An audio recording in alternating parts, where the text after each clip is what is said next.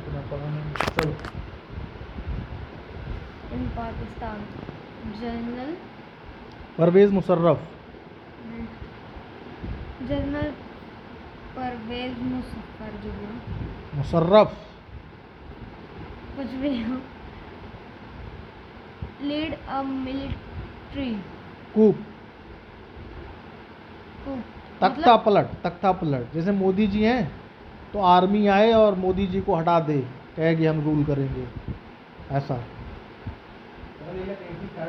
in October 1990 he over 1999 1999 he ओवरथ्रू, overthrew हाँ, a democratically democratically elected government and declared declared himself the chief executive of the country. of the country.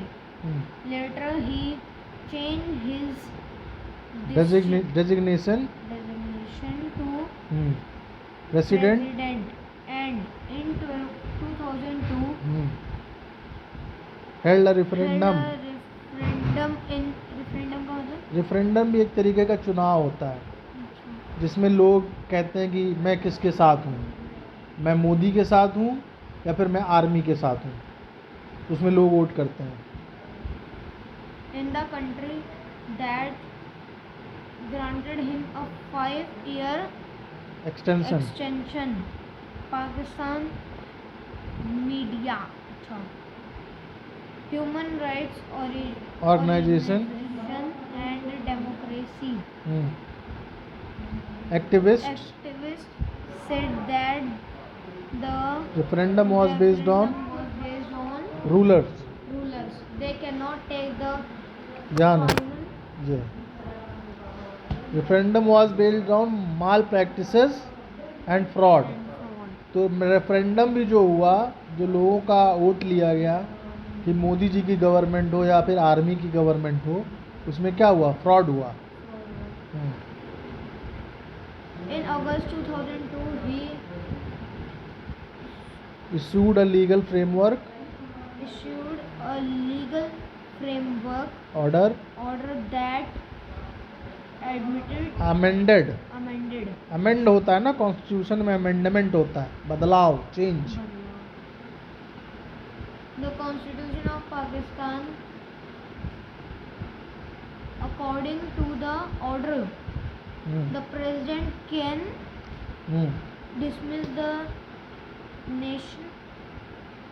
National and provincial provincial assemblies. assembly. The work of national the assembly कौन सी? राज्यसभा, लोकसभा। और provincial assemblies कौन सी हैं? जैसे UP में है, UP UP में भी होता है, उसे बोलते हैं legislative assembly and legislative council. National level पे दो, राज्यसभा और लोकसभा लोकसभा। और प्रोविंशियल लेवल पे, स्टेट लेवल पे क्या? लेजिस्लेटिव असेंबली और legislative council. the work of the civilian work of the civilian security council. हाँ पढ़ो, security कहाँ लिखा हुआ है?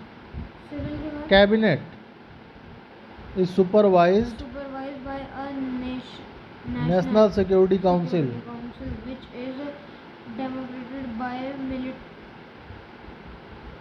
Which is dominated by military officers. officers. After passing this law, elections were held to the national and provincial provincial assembly. So Pakistan has had elected representative have some power, but the final power rested by with military officers and general Musharraf Musharraf. Himself. तो बताओ पाकिस्तान में इस तरीके से अगर हुआ तो वहाँ डेमोक्रेसी है कि नहीं? नहीं है ना। इलेक्शन भी हुआ लेकिन उसमें फ्रॉड हुआ, माल प्रैक्टिसेस हुई। फिर जो है एक काउंसिल बना दी गई जिसमें जो है ज़्यादातर आर्मी वाले थे, ठीक है ना, कि वो सुपरवाइज़ करेंगे लोकसभा राज्यसभा को। तो मतलब ये लग रहा है कि डेमोक्रेसी है, लेकिन ये डेमोक्रेसी नहीं है।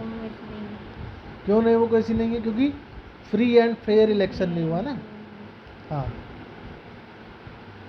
Y Pakistan clearly Clearly, there are many reasons why Pakistan under General Musharraf should not be called a democracy. समझ गए क्यों? Fraud, malpractices, free and fair election नहीं हुआ. But let us focus on one of these. Can be say that the ruler are elected by the people in the Pakistan? क्या हम कह सकते हैं कि पाकिस्तान में रूलर जो इलेक्टेड हुए? नहीं, फ्रॉड हुआ ना. Not quite. People may have elected their representative to the national and provincial assemblies. देखो दो तरीके की assemblies होती हैं, तहसील दो, एक नेशनल और दूसरी